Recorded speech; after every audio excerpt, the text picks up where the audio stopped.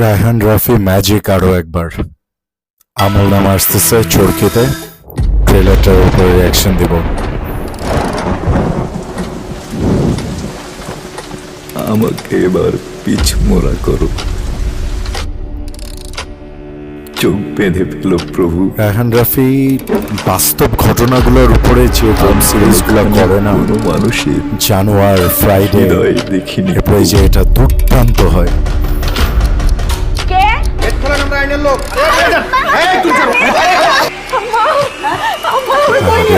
মধ্যরাতে সাদা পোশাকে যাদের নিয়ে যায় ধরে। এই মিজান, তুমি আশেপাশে থানায় খোঁজ নিছো? খোঁজ নিচ্ছি স্যার, কেউ তো ধরে নাই। ধরে নাই? না স্যার। এইটা শুনবেন, কেউ ধরে নাই। This is very confidential. এরকম ঘটনা কত হয়েছে। আমি তো চিনি না আব্বা। স্যার আপনি জাহিদ হাসান আবার ফিরতেছে। ভয়াবহ অভিনেতা। ভাই এমন একটা জায়গায় গেছে, ভালো খরচাপাতি হতে পারে। তারা কি সবাই আবার ফিরে আসে ঘরে? আমি কিন্তু ভাই মানুষ ছোট। আরে বাপরে ঠিক আছে। এই জাহিদ কাজটা না হাসানের করলে হয় না। অ্যাটিটিউডই তো আলাদা। স্পষ্ট সারিকা সম্ভবত তার স্ত্রী এই ফিল্মে। আইটেম গানও আছে নাকি? গাজী রাকাত ভাই। একটা মানুষটা ধরে নিয়ে যাবো, থানায় গিয়ে জিজ্ঞাসা করবে, হেরা কিছু জানে না। আমগো মতো সাধারণ মানুষের জন্য কোনো আইন নাই। বাস্তব আমার জামাইটারে কারা এসে করতে গেছে, টেনে এসে নিয়ে চলে গেল, ফোনটা বন্ধ। আমি 3-4 ঘন্টা কি অভিনয় তোমার স্যার, রিয়েল। জায়গা মতো গুলি করুন, মাথাতে গুলি করাবে। আল্লাহর কসম স্যার, আমি সবকিছু ছেড়ে দিছি স্যার। কাউরে না কাউরে আমার লাগবে। উপর থেকে প্রেশার আছে। দুর্দান্ত রে ভাই, দুর্দান্ত। এটা আমি আপনাদেরকে লেখা দিতে পারি যে আমলনামা মনে রাখার মতো একটা কাজ হয়ে যাইতেছে। জাস্ট ফ্রাইডে, জানোয়ারের মতন।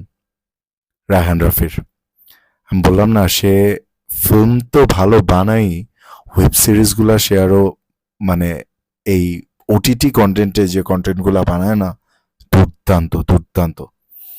এই যে জাহিদ হাসান লাস্টে কথাটা বললো যে কাউরে না কাউরে আমার লাগবে, উপর থেকে প্রেশার আছে, এই কথাটা যে মানে কতটা বাস্তব। এবং ওই যে মাদকের ইনসিডেন্টে যখন অনেক মানুষকে ধরা হইতেছিল, এরকম ধরে ধরে নিয়ে যাওয়া হইতেছিল, আমার মনে হয় সেরকমই একটা বাস্তব ঘটনা থেকে অনুপ্রাণিত হয়ে এই জিনিসটা বানানো হয়েছে। এবং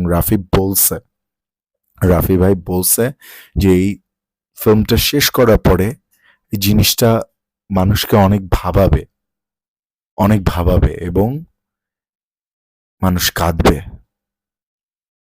কারণ এই ধরনের ঘটনাগুলো তো ঘটছে, এবং আল্লাহ মাফ করুক যাদের সাথে ঘটছে, যে পরিবারের সাথে ঘটছে, তারাই আসলে জানে যে এর যন্ত্রণা কতটুকু।